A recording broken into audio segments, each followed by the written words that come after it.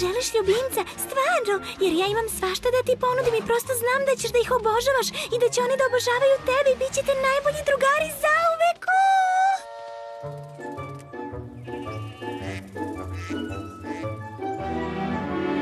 Ne mogu ti opisati šta osjećam, jer sad jasno mi je da krije se taj ljubimac što za tebe je.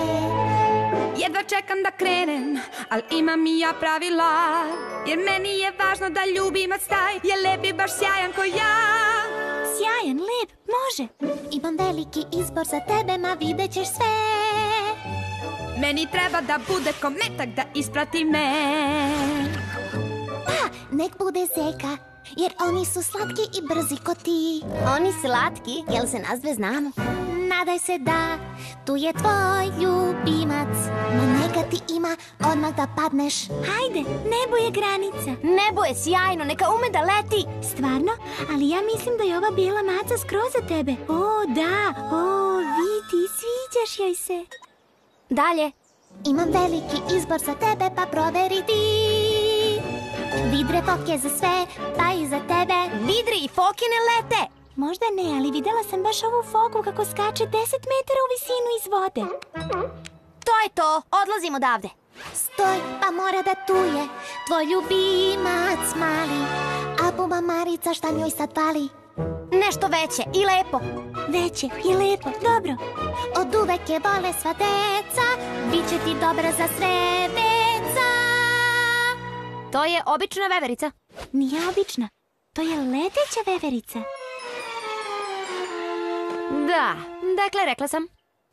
Tihanice, ne ide nam, ljubimac treba da prati me.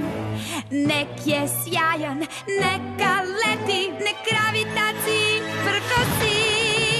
Osjećam da bi ti neku životinju koja leti. Misliš? Imam predivna razna stvorenja što lete po svud. Divne ptičice sve i leptir od svih veći je. Bolje i lepše. Shvatam, jel može sova, osica ili tukan. Toliko je divnih stvorenja, to sve menja. Orao, a i soko, lete baš visoko.